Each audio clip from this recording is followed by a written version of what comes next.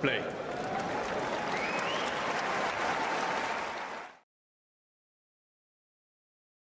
Hello and welcome to Talking Tennis. Hello and good afternoon, good evening, good day. As the Talking Tennis phrase goes. So we're here for some quarter-final action in Antwerp. So we've got the third seed from Kazakhstan, Alexander Bublik, against surprise quarter-finalist from France, Giovanni, Mpetshi, Perricard. It's been an interesting week in Antwerp, and we've got a real good opportunity really for one of these guys to make the final here. I think it seems like a really open section of the draw. If we're just having a look, we've got the winner of this will play against Marta or Gaston. So yeah, it's quite an open sort of side of the draw, I would say. Two qualifiers as well. Mpetshi Perricard came through qualifying. We're just about to start. It's going to be the Frenchman who is going to be serving. Just going to bring you the score up as well. So yeah, please like, subscribe, guys.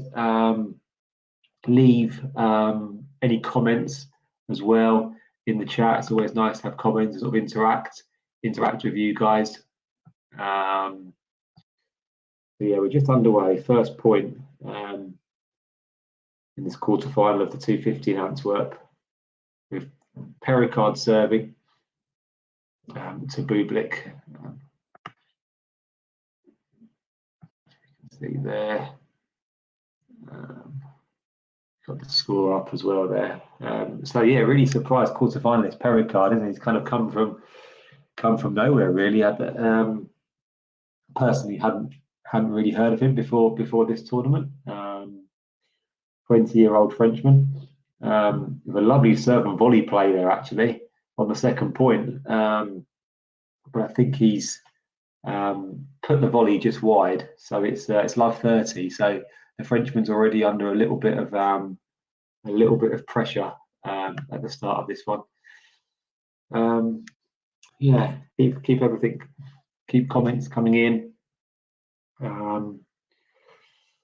Big serve there from Perricard. Big serve out wide brings up his first point. So that's 15-30. Just sort of take you through these two's route to get to this quarterfinal in a moment or so. Yeah, of course, this tournament is well, quite famous, I guess, in terms of British tennis fans. It's obviously the tournament where Andy Murray won his last ATP title, and his first one since kind of having the hip resurfacing surgery in 2019. But it's also turned out to be his last one, hasn't it? Beating Stan Wawrinka in the final. Bublik's got 2 break points here, by the way. First game, and he has broken. So Bublik breaks straight away with a big forehand. Yeah, it was sort of loose game there from Perricard. Bublik all over the second serve, and he breaks first game.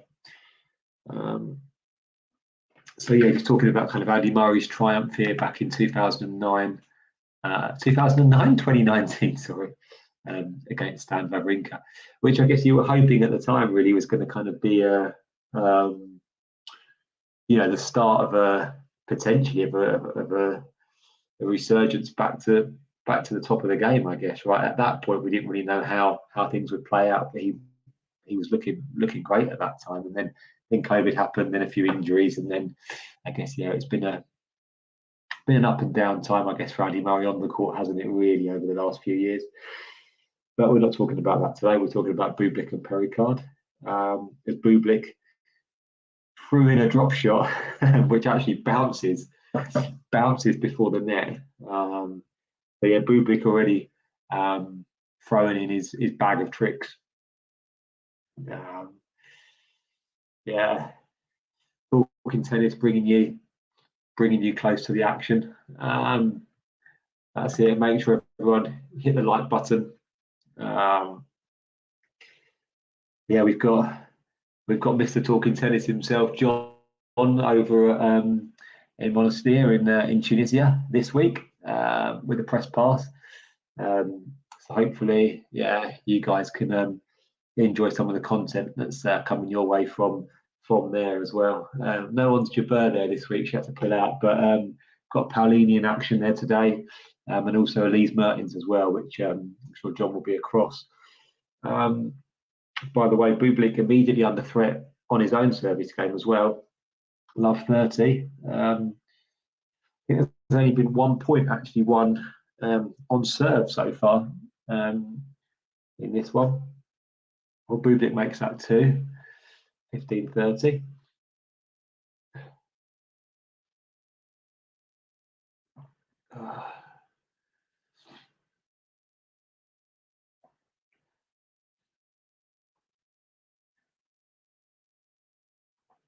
Perricard attacking the Bublik second serve there, so it's 15-40. Perricard has 2 break back points himself. Just gonna, as I say, try and take you through their routes at the next sort of sit down.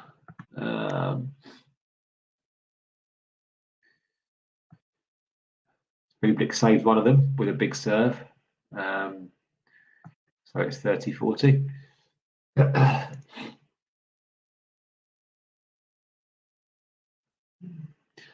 Missed his first serve there. I wonder if he's going to go big on the second serve again as well. I know Bublik can have that tendency, can't he? He has done. He has gone big, and he's double faulted. And Perricard breaks straight back. Always fun and games, isn't it? Watching Alexander Bublik.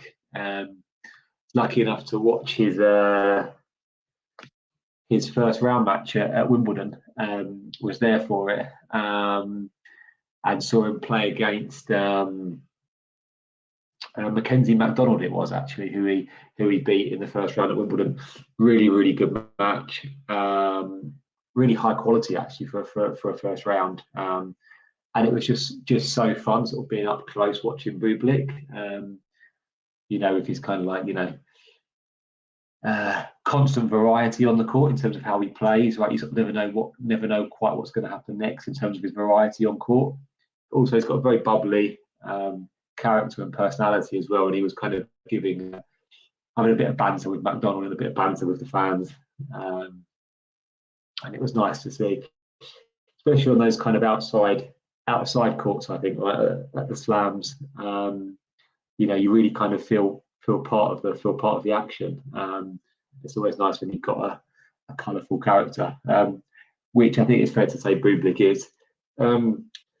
Perricard, by the way, is looking like he's going to see out potentially the first service hold quite comfortably. He's 40 love up here.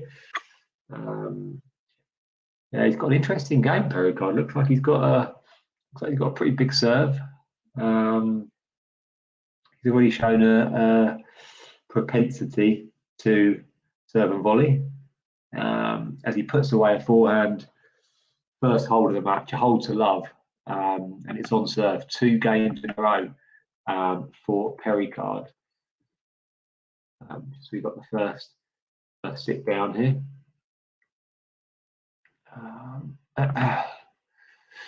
So yeah, we've got a lot of tennis going on really across the world, I guess, really at the moment. It's always an interesting time of the year, isn't it, where we're not building up to a slam, but we're building up really, I guess, to we've got a couple of big 1000 Masters events, and we're also then building up really to the end of the tour finals, right? The end of year finals. We've got kind of quite a lot of indoor tennis, and yeah, it's also at the moment kind of quite fragmented. So we've got tournaments going on in Tokyo.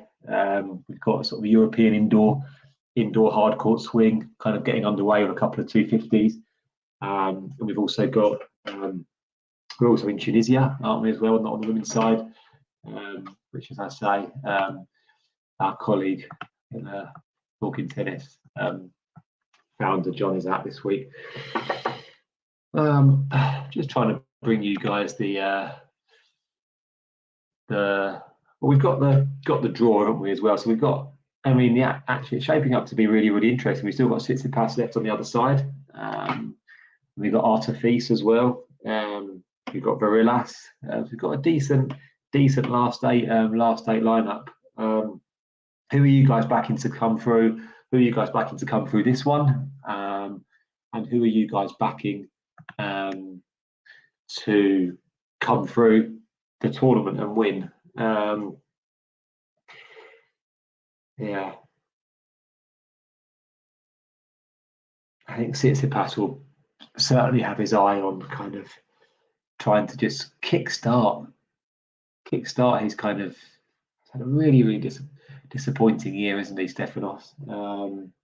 You'll really be hoping he can take the title this week. But he's got a tricky one today against Yannick Kampfmann, and also potentially, as I say, Artifice or Varillas waiting in the semis. So that sort of seems like potentially the trickier side of the draw.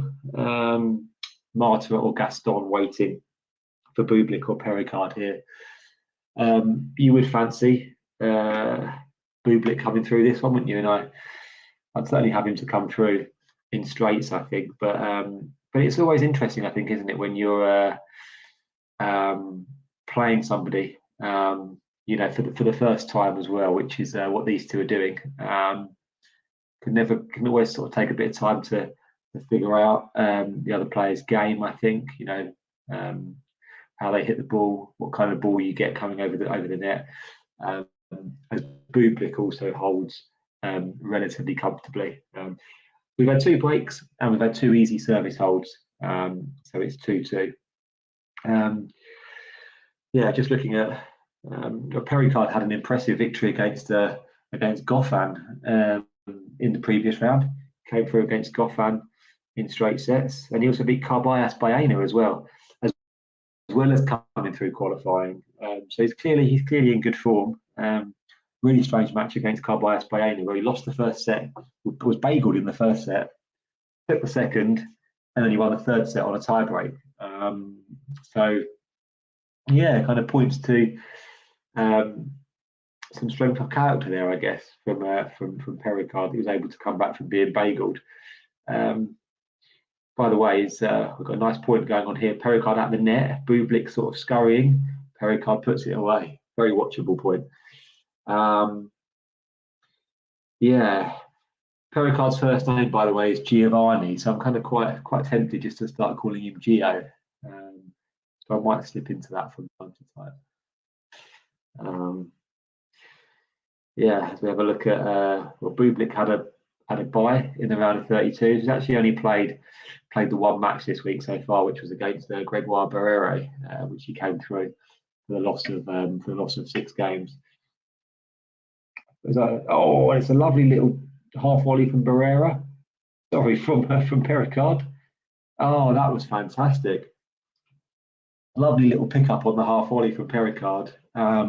He drew Bublik to the net, and then he passed him with absolute aplomb. At the second time of asking, to be fair, but it was a clinical pass, and he's 40 love up. You can really see that the Frenchman is playing with quite a bit of confidence, really, at the moment. That was despite, as I say, being broken in the first game of the match. Keep the likes coming in, guys, if you can. Keep some comments coming in.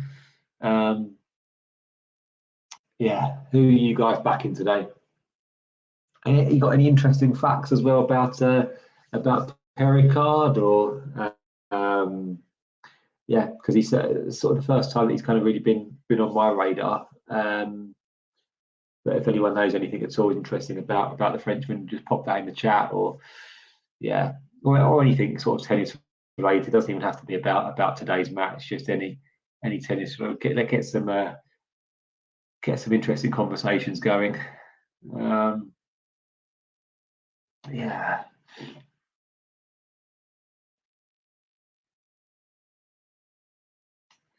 By the way, we're flying through these games at the moment. Perricard just hits a really big forehand.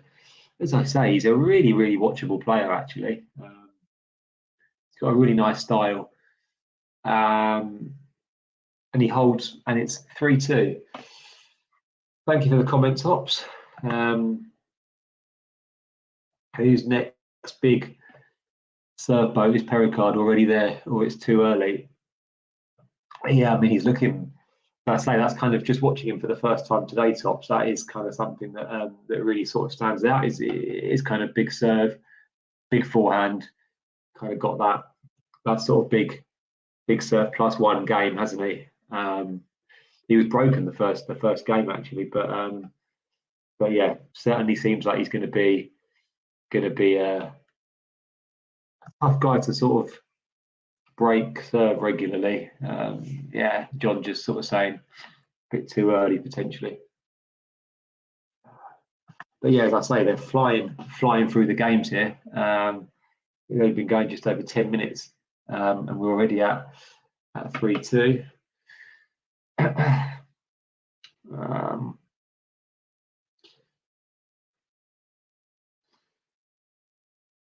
Just going to have a look and take you through some of the scores happening elsewhere as well at the moment. We've got quite a bit of ATP tennis at the moment happening. We've got quarterfinal in Tokyo. Alexei Popyrin is playing against Shintaro Mochizuki, Japanese wildcard, who's currently ranked 215 in the world. He actually took the first set against Popyrin, but Popyrin's leveled up, so it's now one set all over there. Lovely little point going on here at the moment. Perricard at the net again. Bublik draws the error. So yeah, over in Tokyo, we've got 3 of the 4 semi-finalists set. We've got Ben Shelton, who came through against Tommy Paul today, which was a good win for Shelton. Marcus Hiron came through against Felix. Another disappointing result for Felix.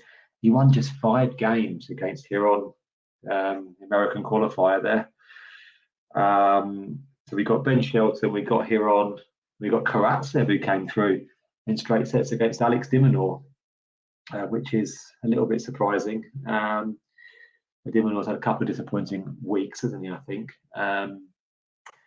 But yes, we got, and then we got Mochizuki or Popyrin competing for the final semi-final place in Tokyo, which is a 500. Bublik is on serve here at 40 love. Well, he's just double faulted. I mean, if ever there was an absolute guarantee, right, that a player was going to go for a first serve on a second serve, it was there with Bublik serving at 40 love up. He did, and he double faulted.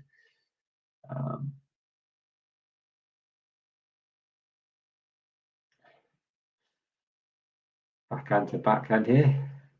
It's Perricard looking like he loves to run around that forehand. Hits one wayward into the tram lines, and it's 3-3.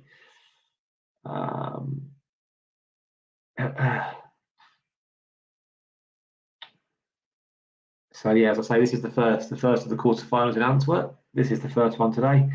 Got Marta Agaston to follow, Tsitsipas Hanfman, and Artur Fils Varillas. Over in Stockholm, just to bring you up to date, got Kotov came through against Griekspoor, which was a bit of a surprise. So Pavel Kotov, Russian qualifier, has come through against Griekspoor in Stockholm. And then we got Kecmanovic against Immer, the brother of Mikael Immer, of course, recently retired. That's Elias. And then we got Gael Monfils against Adrian Manarino, which should be a very interesting, watchable match. And then we got Laszlo Gerard against Thomas Mahach as well. Lucky loser over there. Yeah, on Gael Monfils, I know that we've got. He signed up to Patrick Muratoglu's Ultimate Tennis Showdown, which is coming up in December. Yeah, that's all the live tennis that's going on at the moment. So we're bringing you the action from Antwerp. Serve and volley from Perricard. I think Bublik saw him coming there and hit a backhand really close to his feet. Perricard couldn't pick it up. So it's 15-30. A little bit of a sniff. We say this is a sniff. It's 15-30. I think it's a bit more than a sniff, isn't it? Me and John have always say when it's 30-all and somebody's serving, it's kind of a bit of a sniff, isn't it? For maybe depending on who's serving. If it's kind of John Isner or Ivo Karlovic, maybe not a sniff, but yeah. But it is 30-all now actually because Perricard has just aced Bublik. I feel this might be a bit of a theme in this match, right? Kind of both guys serve, maybe getting each other out of trouble. Wayward first serve there though from Perricard. Be interested to see what he does here with a second serve. And he's also gone for a big one as well. And he's missed it. And it's a break point for Bublik. So as I say, both players just trying to fly through their service games, not taking much time in between the points.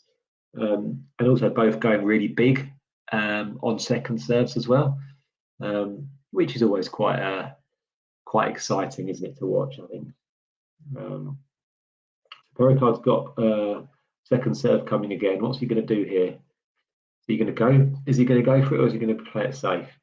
I think he's gone for it, and it might be paying off. Oh no, it's not. Bublik did very well to stay in the point. Put a lob up in the air, and Perricard smashed it out with a wayward smash. So Bublik gets the break again, and he's up 4-3. Keep the comments coming in, guys, if we can. Yeah, it's gonna be back in 60 seconds. Thanks for tuning into this watch along. While there's a break in play, here's a reminder to hit the like button, subscribe and click that notification bell. Your support helps to keep the channel going. While we're here, you can now become a member to enjoy perks including badges for the live chat, but also bonus material such as interviews with top players from both ATP and WTA tours. The membership link is pinned in the live chat. You can also follow us on Twitter, Facebook and Instagram. So whether it be serves or volleys, forehands or backhands, serve bots or drop shots, we've got you covered. Whether that be via our website, talking-tennis.com, where you can read features and interviews from our top writers. Or if you prefer us in audio form, you can subscribe to our podcast on Apple, Amazon or Spotify or wherever you get your podcasts from. Remember, we offer you wall-to-wall coverage via our regular watch-alongs, magazine shows such as Nick's WTA Weekly or Damien and Mario's ATP version. Plus, we deliver top content from people on the ground, actually at the tournaments, so you get even nearer to the action. So, what are you waiting for? Hit that subscribe button so you don't miss out on all things tennis.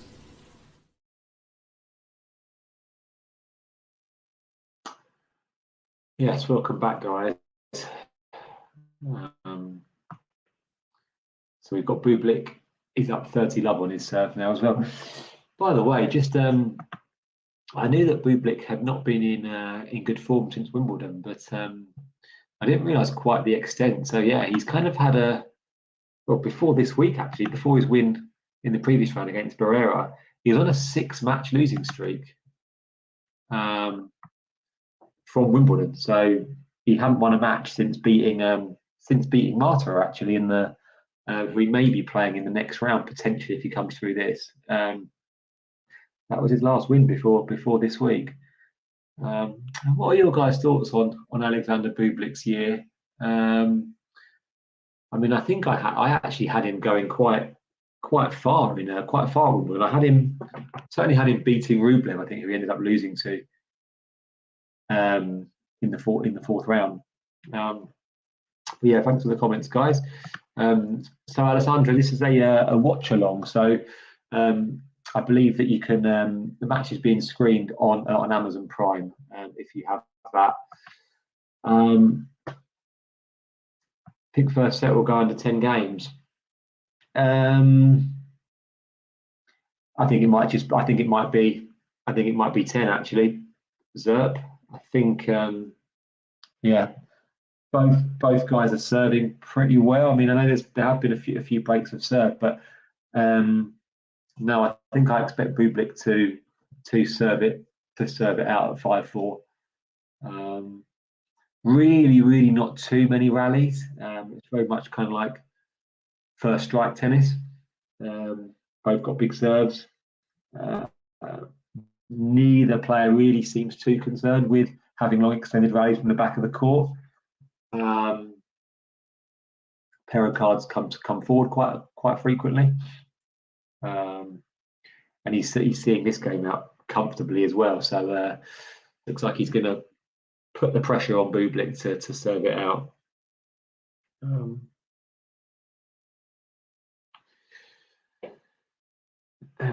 And he does. It's 5-4. So Perricard seems to be getting quite a bit of support from the Belgian crowd as well. Perhaps some Frenchmen in the crowd. And it's already a changeover. Gosh, that was quick. So it's 5-4.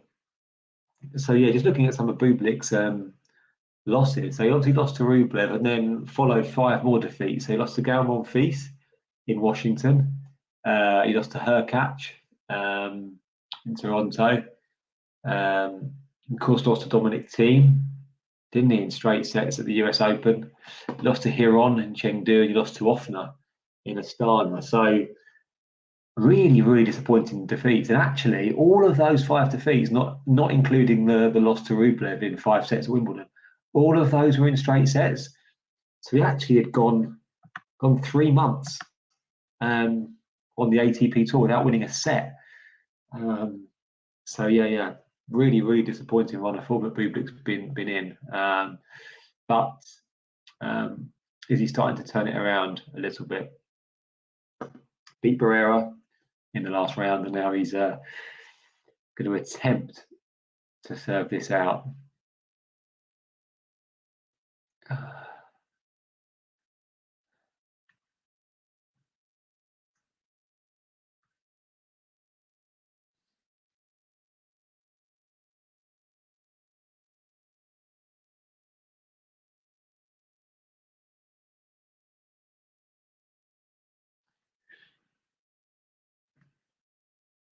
Came into the net there, Bublik. Putting pressure immediately on Perricard, and Perricard hits the net. So it's 15-love.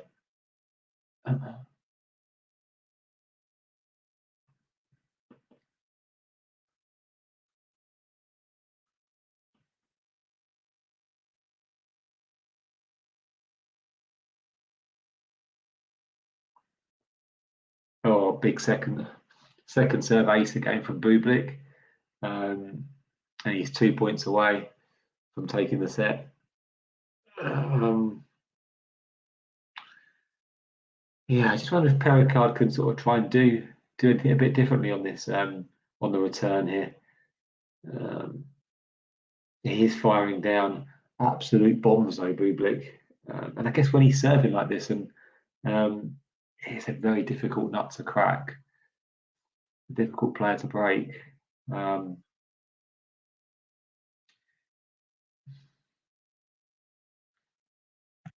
Yeah, Top saying, I think Bub has clearly defined strengths and weaknesses, can easily be beaten with good strategy. Yeah, I agree. I think there are. He's got clear strengths, hasn't he? He's obviously got a huge serve. I think his variety. It can be a strength and a weakness. I think, can't it? His variety. By the way, as he takes the game to love, he takes the set. First set to Bublik 6-4. Very quick set. Yeah, I think, and he also just has these kind of complete brain farts as well, doesn't he? I think, and he can be quite a streaky player, I think, too. and yeah, I think he has quite a high. I do think on when he's kind of absolutely firing, he does have quite a high ceiling, but he's also got quite a low floor, I think.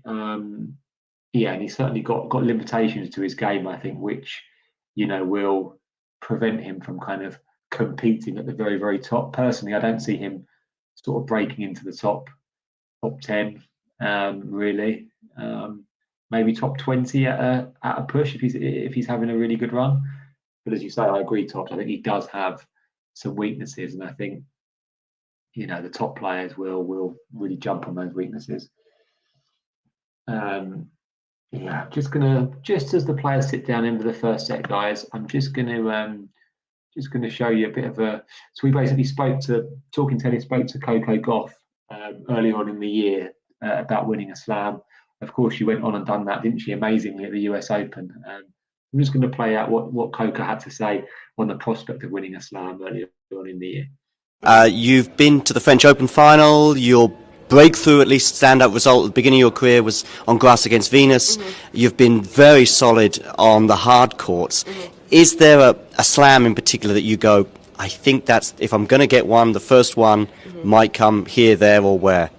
Well, I don't know. I mean, everyone, I'm like, I think this is the first one. So I don't know. I mean, obviously now going to the French, I do have a lot of confidence on the surface. But I'm not really thinking about that. I feel like, in the past I was, and it gave me some like defeats that I feel like I shouldn't have lost, maybe more so my head. So going in now, I mean, I feel like, everyone could be the one, but I think I have to just take it a match at a time and just feel it out and enjoy it. I think when you focus too much on the destination, you don't enjoy the journey there. So now I want to focus more on the journey, and if the destination gets there, that's great. Impressive insight, wasn't it? And I guess it seemed like it did the trick, didn't it, for Coco, focusing on the journey and not the destination. I guess it's process, isn't it, as well? In sports psychology, you hear that a lot, don't you? Process and not outcome. And that's, clearly paid off for Coco. I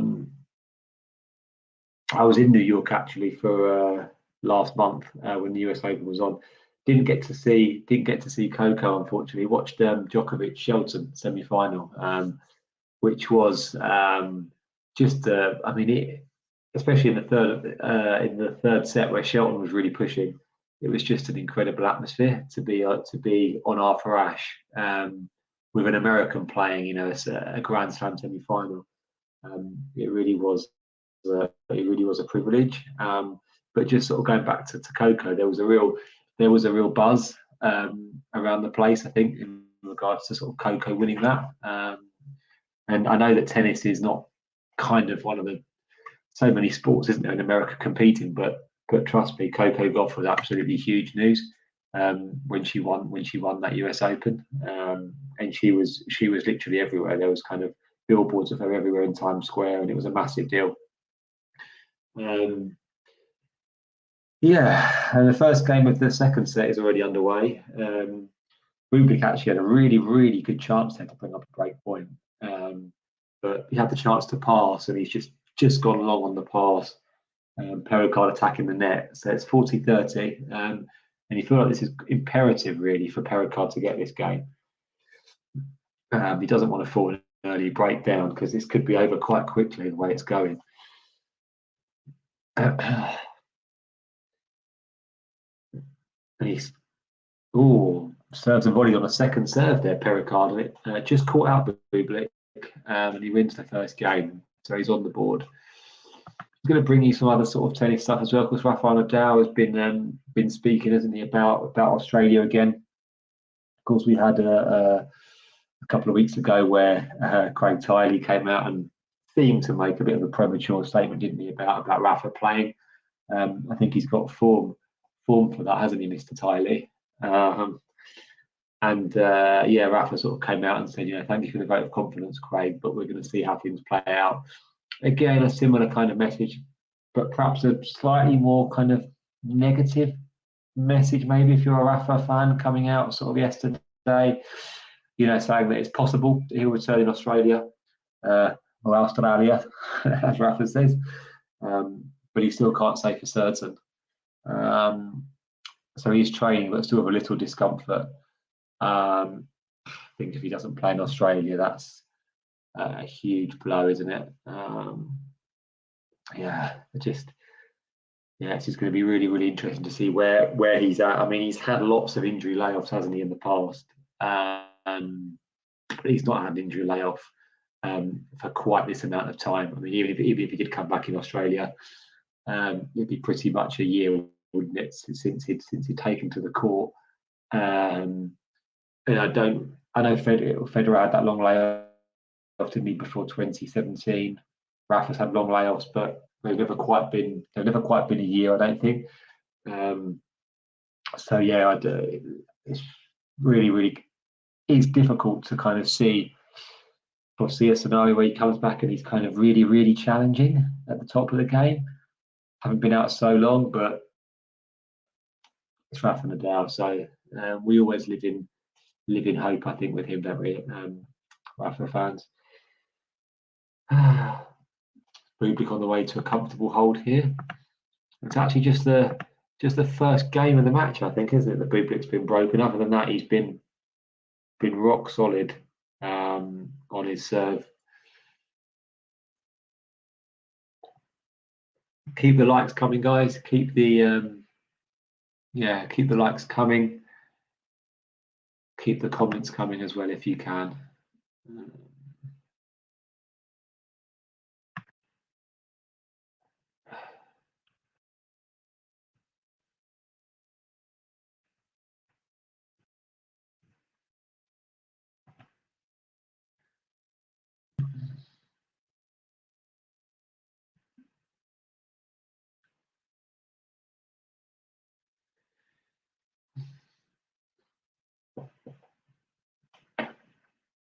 And it's 1-1.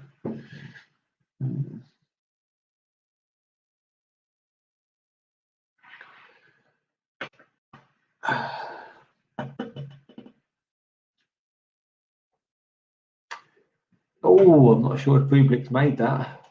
No, he hasn't quite. But another serve and volley from Perricard.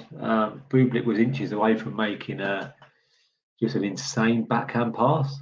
It's actually a really, really good leave, I think, from Perricard.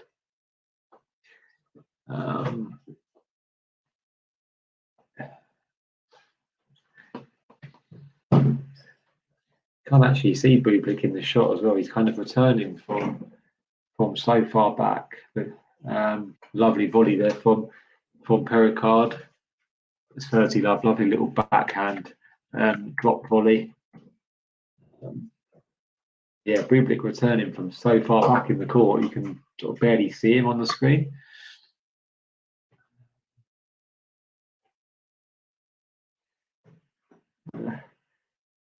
If you're Perricard, you're just going to sort of hope that you can sort of keep your nose in front. He's serving first, so you're just going to hope you can kind of keep his nose in front, keep the scoreboard ticking over, keep his serve firing, and you kind of know that at some point Bublik there might be a bit of a drop in concentration from him.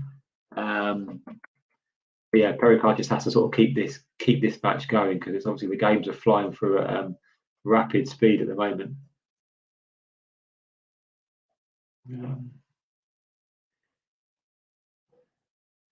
Bublik goes long, so Perricard with a love service hold. It's on serve 2-1. And I'll be back with you guys in 60 Thanks seconds. for tuning into this watch along. While there's a break in play, here's a reminder to hit the like button, subscribe and click that notification bell. Your support helps to keep the channel going. While we're here, you can now become a member to enjoy perks including badges for the live chat, but also bonus material such as interviews with top players from both ATP and WTA tours. The membership link is pinned in the live chat. You can also follow us on Twitter, Facebook and Instagram. So whether it be serves or volleys, forehands or backhands, serve bots or drop shots, we've got you covered. Whether that be via our website, talking-tennis.com, where you can read features and interviews from our top writers. Or if you prefer us in audio form, you can subscribe to our podcast on Apple, Amazon or Spotify or wherever you get your podcasts from. Remember, we offer you wall-to-wall coverage via our regular watch-alongs, magazine shows such as Nick's WTA Weekly or Damien and Mario's ATP version. Plus, we deliver top content from people on the ground, actually at the tournaments, so you get even nearer to the action. So, what are you waiting for? Hit that subscribe button so you don't miss out on all things tennis.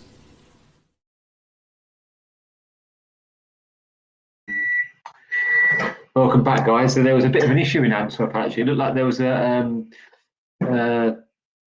bit of a breakage in or a bit of a hole in the net. So the umpire came down. There was also looked like a technician of some kind that was sorting out the net.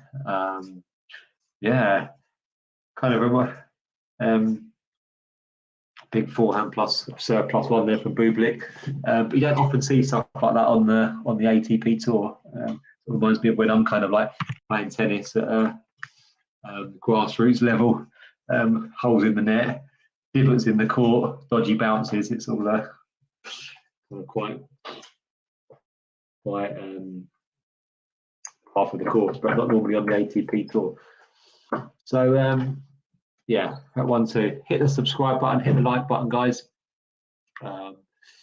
Maria, I think the question. I mean, I can't really look beyond Bublik, to be honest. I mean, I did put it Bublik just at the start of the match. I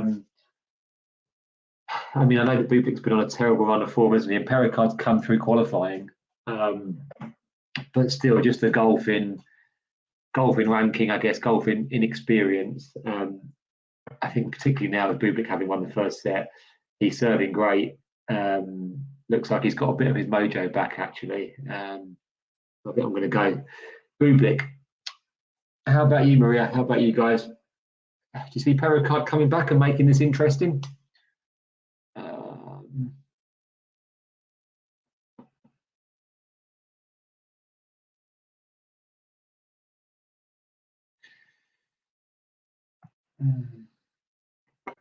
Let's get to 10 likes if we can, guys. Now you've got a few of you watching, so if you can press that like button, that would be great.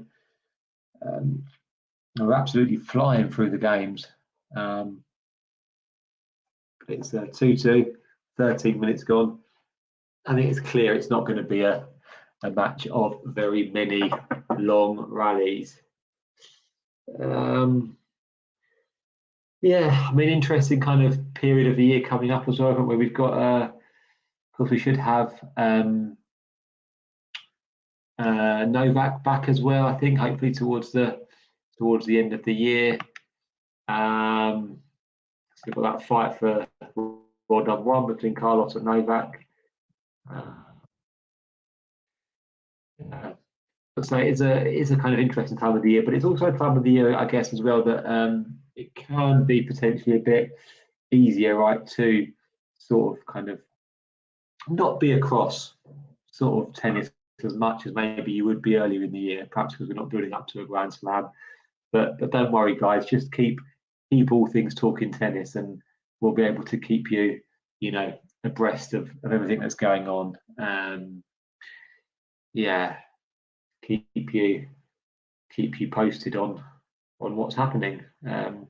So I say we've got John over in Tunisia this week as well, and we've also got some press passes for a couple of other tournaments coming up this year as well. So we're going to be bringing you direct action as well. Well, John will be there anyway in Seville for the Billie Jean King Cup finals. So that's a pretty big coup for the channel, and for John as well. I think he always he never passes up a trip to Seville, shall we say? Even in November, I think the probably weather will be quite pleasant, won't it? hit that like button if we can, guys. So just a reminder, Bublik's up 1 set to love. If Bublik comes through this and Marta comes through his quarterfinal right after, we'll get it'll be a rematch of their last 32 encounter at Wimbledon, which Bublik came through. Marta was a qualifier actually at Wimbledon and reached the 3rd round. So that was no mean feat. And he's also qualified here as well, reached the quarterfinals here in the same fashion that Perricard has, or Giovanni Mpetshi Perricard. It really does have a good ring to it, doesn't it, that name? Giovanni Mpetshi Perricard. It's kind of, I guess, sort of triple or double-barreled surname, but yeah, it's kind of somewhere he's kind of come from almost nowhere, hasn't he? This kind of week. He's got an explosive game. Like Bublik's got an explosive game as well, I guess. But it doesn't perhaps quite seem to have. I mean, nobody's got the variety of Bublik, but haven't seen too much variety from Perricard. Really, it's although he does like. To be fair, he does like. He does seem quite comfortable at net, and has shown a couple of decent touches at the net. I always find it funny that Bublik wears it's just kitted out in Armani, which is always quite funny. Of course, Kazakhstan's most famous son, Alexander Bublik, after Borat, of course. Borat, very famous in the UK. Probably the first, if you were to ask sort of, I guess, UK or US people to name somebody from Kazakhstan. I mean, I think that's, perhaps one of the first people that come to mind. But yeah, I think that was probably not a very good representation, to be honest, of life in Kazakhstan. That's Bublik. It's 30 love up. I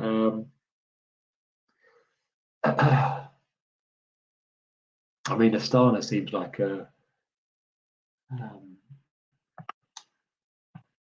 lovely place. Just double checking I've got that right, actually. Of course, it is a capital of Kazakhstan is Astana. I was just double checking in case. I always kind of get Baku and Astana mixed up. Baku being the capital of Azerbaijan, of course. Another quick service game. I've got to say, it's I don't know about you guys, but finding this match quite tough going. Yeah, it's kind of not really that engaging. Fair play for you guys, sticking with us, sticking with the match. Hopefully there's going to be some entertainment coming soon, but at the moment it's kind of quite serve heavy. Let's see if we can strike up some conversations in the chat, guys. Who do you see kind of, we've got the end of tour finals coming up. Who do you see sort of shining on the WTA side and the ATP side over the coming sort of last final month of the season? Of course, last year it was, just trying to think on the ATP side, it was a really good period of the year, wasn't it, for Holger Rune? He, of course, beat Novak Djokovic.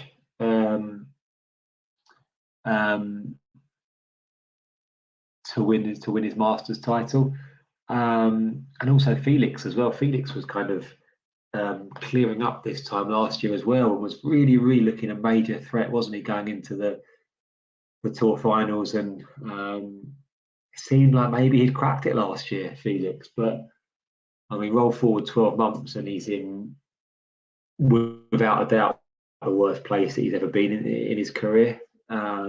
Just really struggling for form.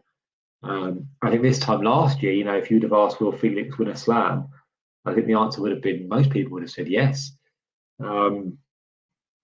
And now it's not will Felix win a slam, it's will Felix win a match. Will Felix win another tournament? I mean, he's just in such a bad place. It just goes to show, right, how quickly things can change.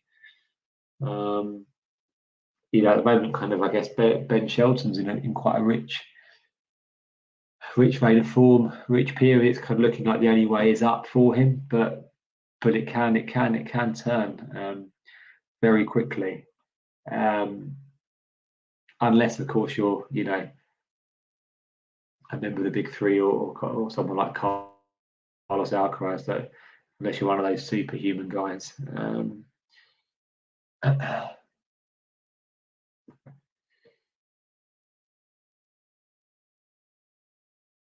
Miranda Khan has also been in the news this week as well, hasn't she? Sort of talking about,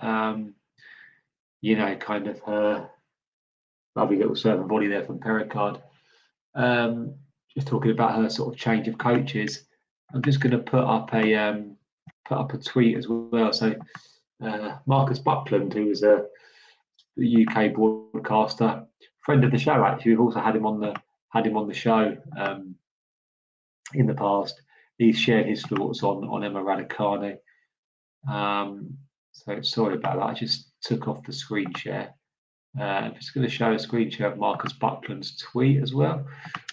Be interested to get you guys' thoughts on that. Hopefully you can see that. So he's saying, interesting to hear Emma Raducanu say her need to ask challenging and provoking questions may have contributed to her large turnover in coaches. Wonder how someone like Sir Alex Ferguson would respond to a 20-year-old footballer with that sort of attitude. What are your guys' thoughts on that? Personally, I think I can see where Marcus is coming from, but I think a tennis player and a footballer, I think, thanks to the like guys, keep them coming. I think a tennis player and a footballer are kind of the dynamics between football player or soccer player and coach and tennis player and coach. I think the dynamics are completely different, right? I think the dynamics in a team sport and an individual sport, are different. I think with a team sport, players probably are expected to toe the line a bit more, and also there's that,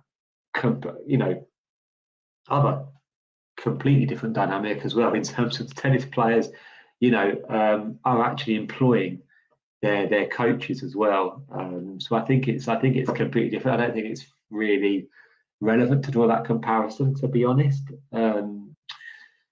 So yeah, I'm not sure I agree with that kick it, but what do you guys think in the comments? As I say, I think it's fair enough in a team sport for players to toe the line, and managers and coaches can be potentially more disciplinarian. Of course, for Alex Ferguson, real famous disciplinarian, wasn't he?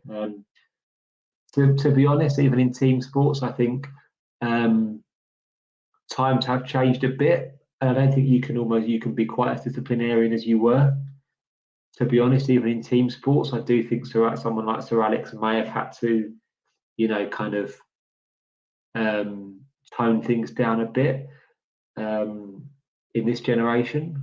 But yeah, I think it's different. And I think the tennis player we did have Andy Murray, didn't we? Certainly not to the same extent as Emma Raducanu, but Andy Murray certainly went through a lot of coaches early on in his career, and I think it's fine. I think it's healthy, isn't it, to have that? You've kind of almost got to. Maybe it's almost like romantic relationships, right? You've almost kind of got to have that. If there's no conflict at all, are you really kind of? Do you really have that kind of authentic, relationship? I think a tennis player needs to be able to speak their mind to the coach, and vice versa. And I think there have been lots of issues in the past, I think, haven't there, where maybe certain players don't like hearing what their coach has to say, and they then get rid of them. And I'm not sure how helpful that is. And vice versa, if maybe a coach doesn't like hearing some feedback on their coaching or on what they think is best from the player, they don't like that. I think there has to be some give and take and some open dialogue. And I think, maybe Emma Raducanu just hasn't found the right long-term coach for her yet. Maybe she won't. Maybe she'll always be somebody who chops and changes coaches. Andy Murray took a long time. Of course, he had Mark Mpetshi, didn't he? He had Miles McLagan. He had Brad Gilbert for a little while as well. And that was, at first, people thought that would be a match made in heaven, but it just didn't work out. I guess the chemistry wasn't quite right. But with somebody like Ivan Lendl, Andy Murray managed to find that balance. So maybe Raducanu's just got to find somebody like that. I don't think it's necessarily a terrible thing that she is changing coaches, and maybe she just hasn't found the right one. I also think it's important that she's able to take on board feedback from coaches as well, and I hope that she's not just kind of getting rid of somebody because she's not liking what she's hearing from them. But yeah.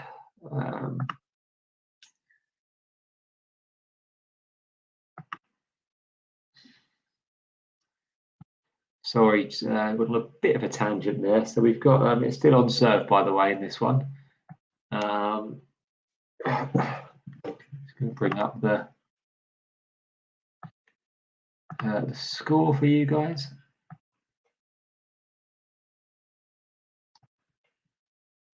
There we go.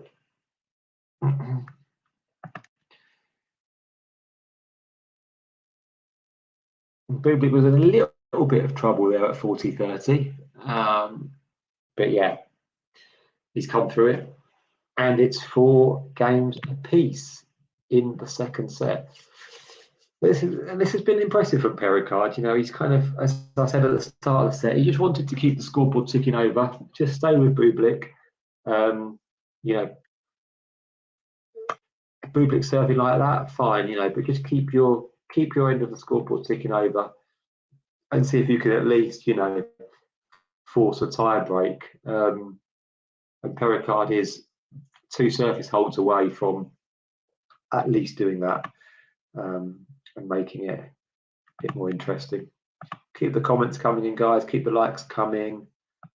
But yeah.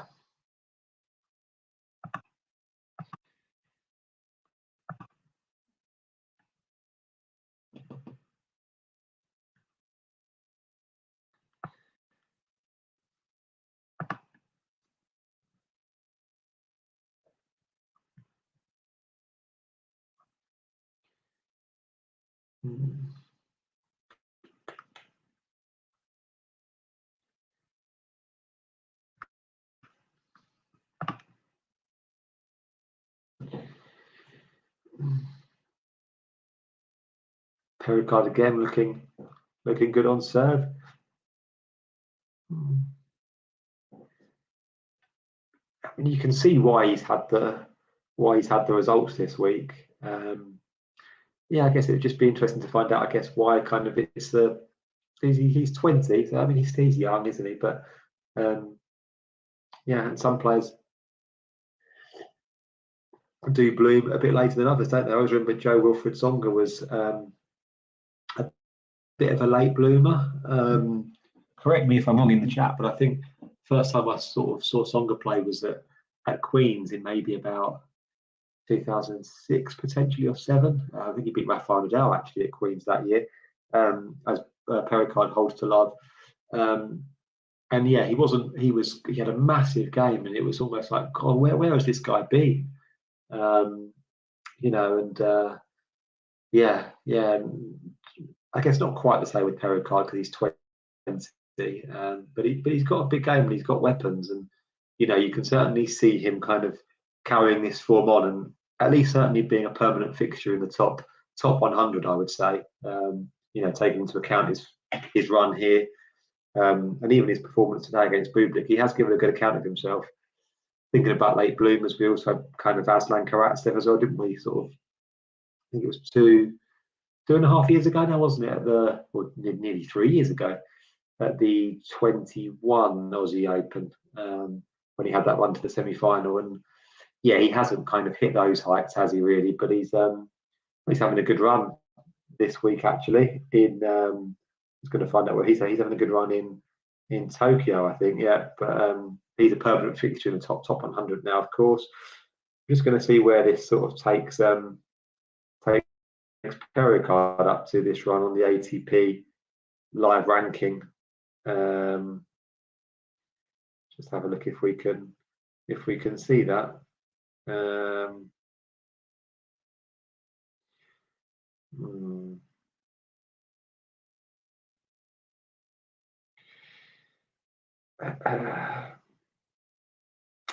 By the way, Bublik serving to stay in the set at 4-5 now, so it hasn't been broken since the first game of the match, but he's got a little bit of pressure on him now. He's got the scoreboard against him, and he's just double faulted. So it's love 15. So Perricard just has not really a sniff, but he gets another point, it'll be a sniff more than a sniff. It's perhaps just a little glimmer. Is it a glimmer? It's not quite a sniff. Well, just trying to think what the difference might be between a sniff and a glimmer, if that's quite right. Yeah, I think a glimmer might be a bit less than a sniff. Lovely drop shot there from Bublik, bringing Perricard into the net. He's gone for the lob and he's missed it. And now it's a sniff. It's love 30. Well, if we say 30 all is a sniff, this is more than that, isn't it? It's love 30. This is a real opportunity for Perricard to potentially level up this match. Let's just play this out. So first serve from Bublik isn't returned. Perricard will be disappointed with that, I think, won't he? It's a body serve, but Perricard could have put it back into the court, I think. Okay, so Perricard will be at the top 200 after this, so still only at 194. So yeah, just above Guido Pella, which is ranked at 197 now. Big serve from Bublik. Facundo Bagnis, Kwon, Ivashka, and Ryan Peniston. And Zizou Bergs, another friend of the show. Some notable names ranked down there around the 200 mark. Perricard's got a second serve to look at. Well, it probably won't be a second serve. It's either going to be it was a second serve from Bublik. Perricard gets it back. It's backhand to backhand at the moment. It's a big forehand down the line from Perricard. And Perricard gets the point. Bublik couldn't quite get it back. And it's break point, it's set point for the Frenchman. A little bit of kind of drama, entertainment, excitement at last, really. Thanks for staying with us, guys. It's been a bit of a slog, hasn't it? But it's kind of entertainment is increasing. And it's break point Perricard. I'm going to talk you through this one. You're going to go out wide or up the tee. Went out wide, and it's a fault. Is Bublik going to go for a first serve? I don't think he is. I think he's going to put it back in a bit slower, which he has done. Perricard gets it back, and he breaks, and he gets the set. From absolutely nowhere, really, Perricard takes it. Amazing. It was a great forehand return, actually. Really, really read the serve well. That was impressive. And it's 1 set all. Keep comments and predictions coming in, guys, because that didn't really see that coming. As the match reaches the hour point, we're going to go into a deciding set. And I will be with you guys in 60 seconds. Just going to take a quick leave of absence. Thanks for tuning into this watch along. While there's a break in play, here's a reminder to hit the like button, subscribe, and click that notification bell. Your support helps to keep the channel going. While we're here, you can now become a member to enjoy perks, including badges for the live chat, but also bonus material such as interviews with top players from both ATP and WTA tours. The membership link is pinned in the live chat. You can also follow us on Twitter, Facebook, and Instagram. So whether it be serves or volleys, forehands or backhands, serve bots or drop shots, we've got you covered. Whether that be via our website, talking-tennis.com, where you can read features and interviews from our top writers.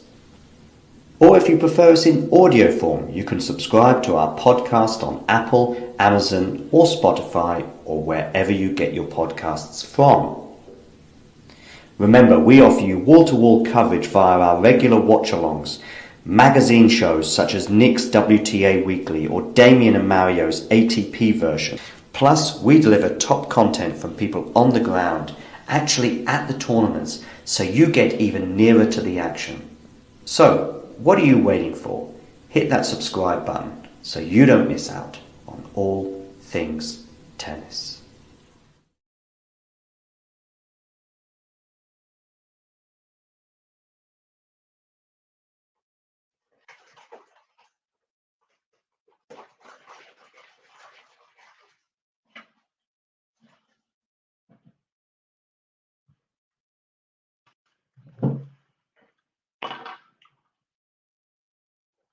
Welcome back, guys, to the third set, a deciding set between Perricard and Bublik. 4-6, 6-4. Who's your money on, guys? I guess Perricard has the momentum from that set, doesn't he? Just grabbing myself some M&Ms, by the way. A little comfort break. It was very cold, by the way. I'm moving towards autumn in the UK. Very cold and rainy and wet in the East Midlands in the UK.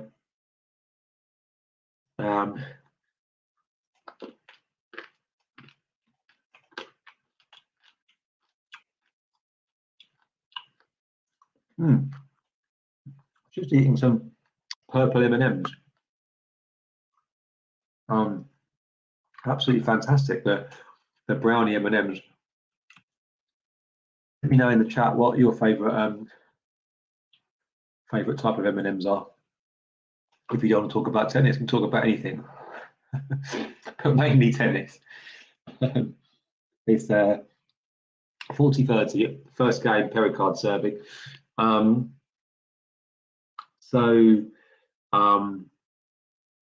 Yeah, Bublik just putting a bit of pressure on the Perricard serve at the start of this one. Oh, it's a lovely drop volley from Perricard. Oh, he has got that touch at the net. He really does. He's got a booming serve. He's got a big forehand, and he's got a little bit of touch at the net, and he's got a desire to get in there as well.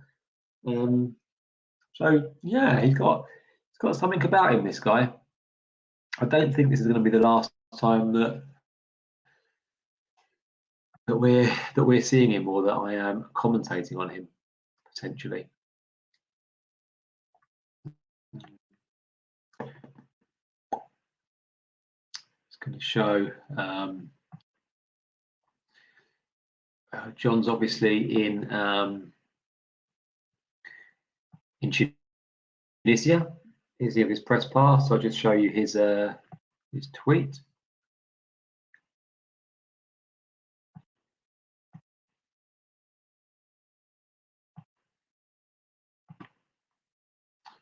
There you go. So Paolini takes the first set 7-5 over Bronzetti in Monastir. And there you can see Paolini not looking too happy, because it doesn't look like somebody who's just won a first set, but there you go. Keep them coming, John.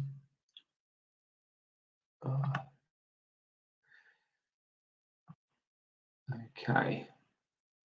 We just go back to the live score.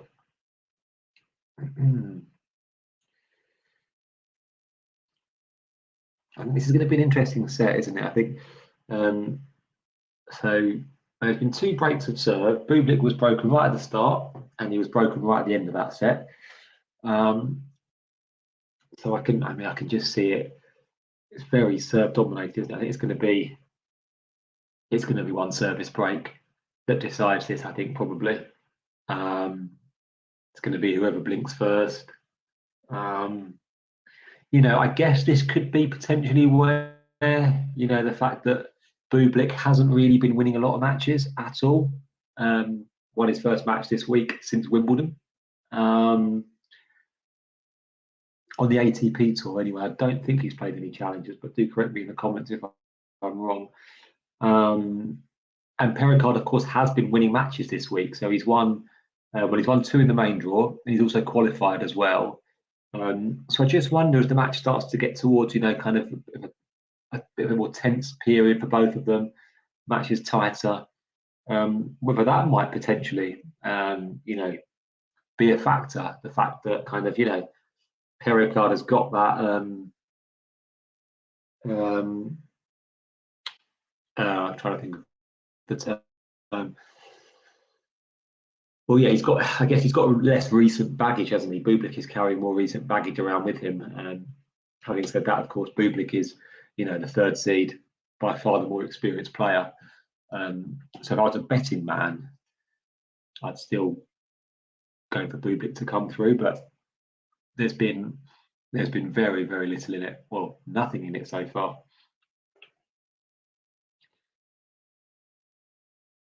A wayward forehand there from Perricard, but that's kind of been the way of the match. It's been very first strike tennis. So serve, if the serve's not a winner, then the forehand's either going to be a winner or an unforced error. Very, very few extended rallies, and that's why we've flown through the points and flown through the games. We've only been going just over an hour, and we're already at 1-1 in the 3rd set. Oh, that was big play from Perricard, but I think he's missed.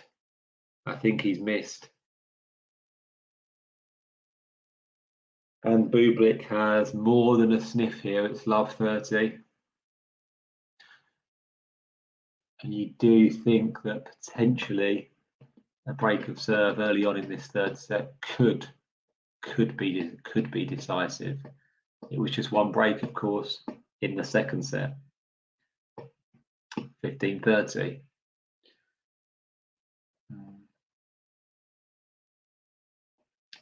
Like and subscribe, guys. Comment.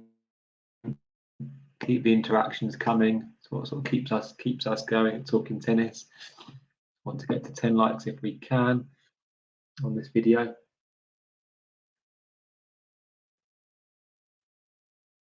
Oh, and it's another wayward smash.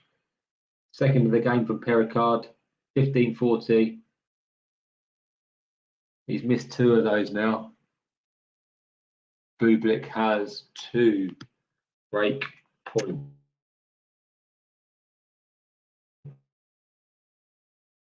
Set. And could it be decisive? We shall see. I think it's the 2nd serve, and Bublik is standing way, way inside the court now. He's gone back. He's returned it. Bit of a rally here, which is a rarity. Forehand goes long from Perricard. Bublik breaks. Bublik roars in delight. And he's up a break in the 2nd set. Could that be the moment that turns the match in favour of the Kazakh?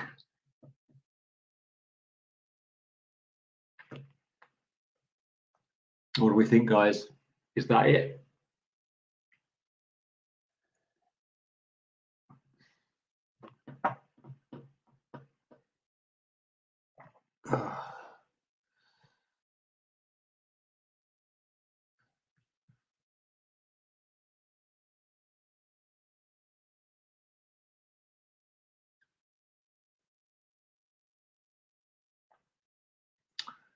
Just another thing on Ben Shelton. So he's obviously got through to the semi-final, hasn't he, this week? He's won at least 3 matches in his last 3 events, which is really, really positive. Because of course he hadn't really done great in the slams this year, particularly in Australia and at the US Open, but he hasn't really performed that well over the course of the whole year during the rest of the tour. But good to see him showing some consistency now, and a really solid win against Tommy Paul today. Of course, I believe he beat Paul, didn't he? I think in the US Open as well. He beat a couple of Americans, didn't he, Ben Shelton there? What do you guys think of his phone celebration? I got to say at first I thought it was a bit, but I kind of like it now. I kind of like it. I like that, you know, he's kind of got his own thing, and he's got a bit of character. And actually, I was playing tennis yesterday, and I sort of did it as a bit of a joke, and it was quite satisfying. I did win, so that was yeah, that was good.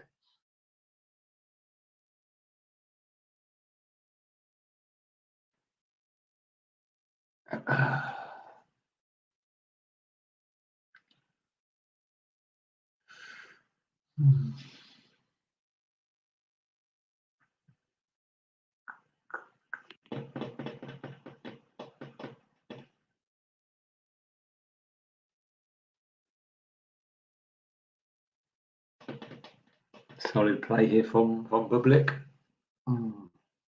By the way, Alexander Bublik, sort of anecdotal story, but the first time I saw him play was at Wimbledon in, I believe it was 2017. He played against Andy Murray, who at the time was the world #1 and the defending champion, but was also moving slightly gingerly. That was the tournament where, of course, he ended up going out to Query when he was really struggling with the hip. I think that was his last Grand Slam for. That would have been good put away from Bublik there. That was his last Grand Slam for over a year, I think, Andy. But yeah, he played Alexander Bublik in the first round, and nobody really knew. The crowd certainly didn't know who Bublik was. I didn't know him at the time. He would have been pretty young then. He gave a good account of himself. I think he went down in straight sets, but it was you could see then he had a lot of variety, and he was going to be a fun player to watch. Andy even alluded to his kind of slightly different game as well. That was the first time that he was in my consciousness, and yeah, he's kind of been gradually sort of moving up the rankings, hasn't he? Slowly. As Tops mentioned though as well, I think there are certainly some limitations to his game. There's also potentially not the most kind of robust, maybe mentally or from a concentration perspective as well. I do think he's got a really great a game that's really suited to grass though, and I think I had him in the quarterfinals in my picks at Wimbledon, and I was quite surprised that he lost to Rublev in that fourth round. Yeah, that was a good match. That was one of the best matches, I think, actually, Wimbledon this year. The Bublik Rublev match. Big serving from Perricard. He's keeping himself. By the way, Bublik had extended the lead to 3-1, and now Perricard looks like he's going to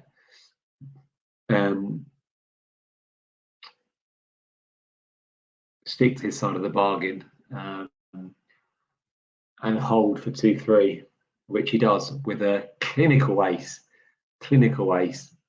up the tee.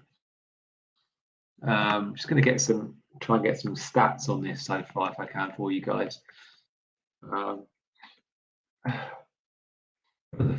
soccer player called Perricard as well, quite a number of years ago. I think he plays for Portsmouth, and he was French. Vincent Perricard, his name might have been. I wonder if there's any relation. Probably not. Let's have a look here then, if we can get any sort of stats. So, wow, I mean, Perricard massively leads the aces column. He's on 14 aces to Bublik's 7. Bublik with a 6 double faults. But Perricard's also got a really high first serve percentage as well, 75%. So he has been serving generally well. Bublik's just broken 3 out of 3 times. He's got 100% ratio on the break points. Yeah. And interesting, actually, total points won, despite Bublik being up a break, total points won were at 63 63 points each. Just take you guys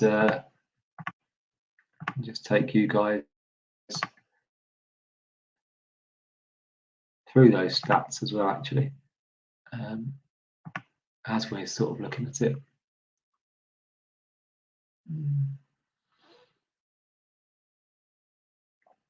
Very high win percentage on his first serve, hasn't he, Bublik? Much higher than Perricard. Of course, he's won all 3 break points. But it's very, very close. Very close. It's incredible. It's almost so nip and tuck. Look at that.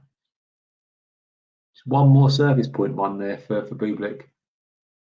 But of course, he's won one more game, and that could potentially be vital. Unless Perricard can summon up some of the spirit from the end of that second set, where he kind of broke out of the blue, really, to take that second set. Yeah, not looking too troubled in this game, though, Bublik. He's certainly love up. I find getting a lot of depth with his forehand, Bublik, here. Oh! Commentator's curse. Skewed that one.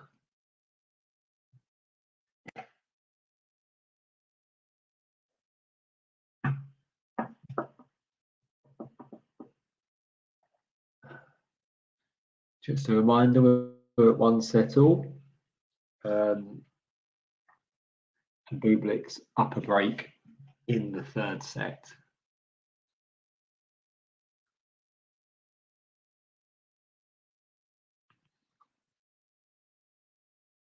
Oh, big second serve from Bublik.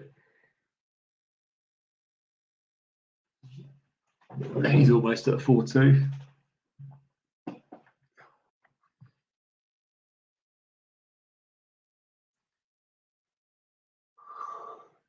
Keep likes coming in if you can, guys. Comment on the action if you're watching it as well.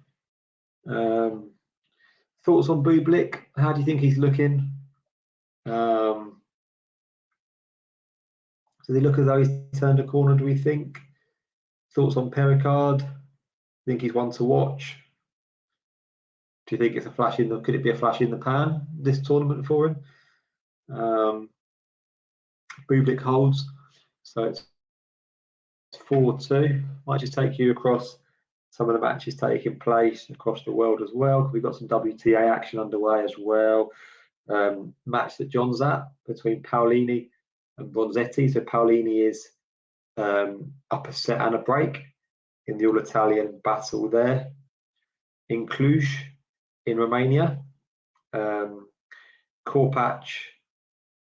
Tamara Korpach has won in 3 sets against Sniga.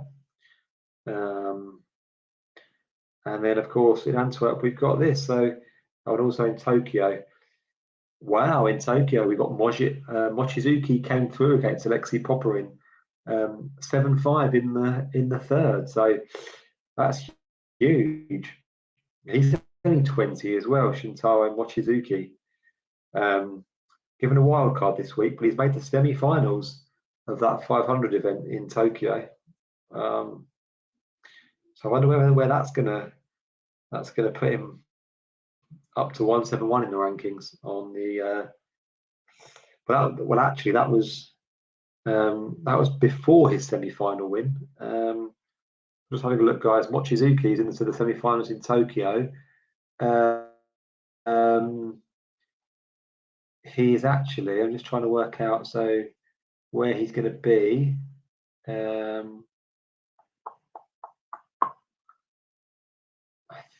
think he might be 459. Okay, so he's going to be moving up to 130 in the world. So he's almost halving his ranking with one tournament. Very impressive from the Japanese. By the way, Bublik has just hit an insane backhand down the line to bring up 2 more break points, and these will surely be match points.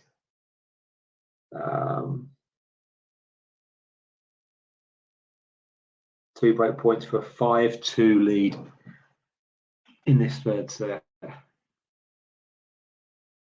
Oh, Perricard saves one of them with a big serve. It's be approaching 20 aces now.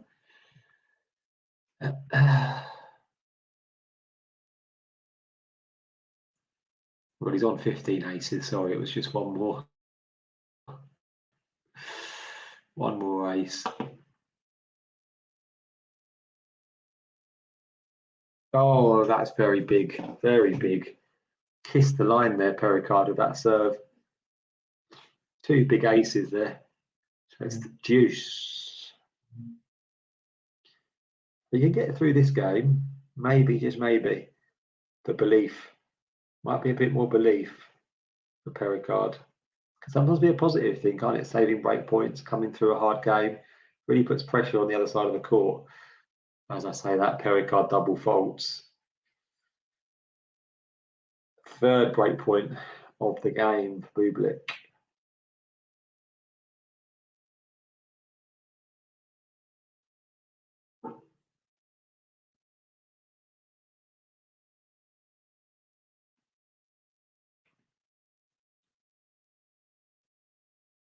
Oh, and he gets it. He takes it. He drew Perricard into the net. And then the passing shot did enough. Bublik breaks. He's 5-2 up. He's going to serve for a place in the semi-finals. What would be his first back-to-back victories on the ATP Tour since Wimbledon, since he beat Martira in the round of 32. He might well be playing Martira again tomorrow in the semi-final if Martira can come through against Gaston. Perricard was disappointed with that. I cannot for the life of me see Bublik giving up a 2-break advantage the way he's been serving overall. I don't think it's going to happen. We see it at the change of ends. By the way, just looking at your votes, guys, as well. I think we've got 15 votes. Only just seen that on who's winning. It was 80-20 before the game for Bublik, and it looks like that's how it's going to play out, doesn't it?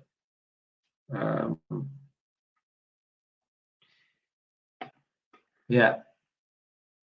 Alexander coming out to serve for a place in the semi-final with a two break buffer as well.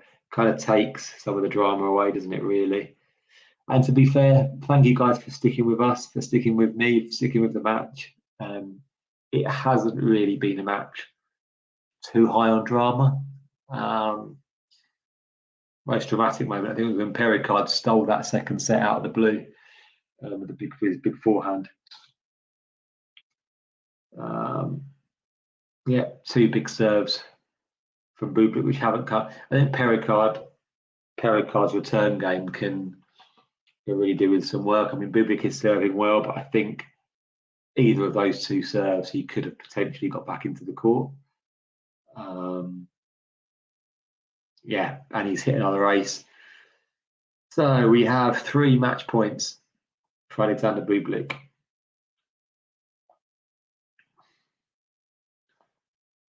Where's he going to go here? Up the line, out wide. Out wide seems to have been working well for him in this game. He's gone up the tee. Oh, and he secures it with a big forehand cross court winner. 6-4, 4-6, 6-2. Alexander Bublik beats Giovanni Mpetshi Perricard and goes through to the semi-final and earns his first back-to-back wins since Wimbledon. He'll play Marta or Gaston in the semi-final. Good win for Bublik. You know, Perricard was serving well, but threw in a few erratic games. And that was the difference, really. I think Bublik was just a bit more consistent with his serve. Perricard has got some real strong points on his game to work with, I think. Just needs to iron out a few things. But he's got some promise. He's got some potential. You can see why he's had this run. But it's Bublik that goes through.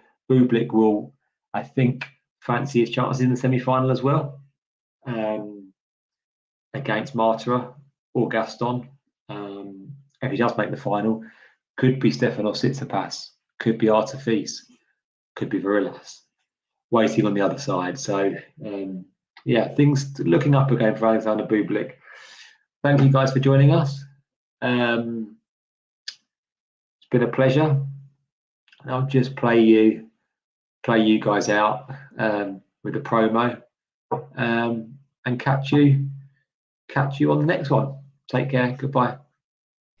Thanks for tuning into this watch along. While there's a break in play, here's a reminder to hit the like button, subscribe, and click that notification bell. Your support helps to keep the channel going. While we're here, you can now become a member to enjoy perks including badges for the live chat, but also bonus material such as interviews with top players from both ATP and WTA tours. The membership link is pinned in the live chat. You can also follow us on Twitter, Facebook and Instagram. So whether it be serves or volleys, forehands or backhands, serve bots or drop shots, we've got you covered, whether that be via our website, talking-tennis.com, where you can read features and interviews from our top writers. Or if you prefer us in audio form, you can subscribe to our podcast on Apple, Amazon or Spotify, or wherever you get your podcasts from. Remember, we offer you wall-to-wall coverage via our regular watch-alongs, magazine shows such as Nick's WTA Weekly or Damien and Mario's ATP version. Plus, we deliver top content from people on the ground, actually at the tournaments, so you get even nearer to the action. So, what are you waiting for? Hit that subscribe button so you don't miss out on all things tennis.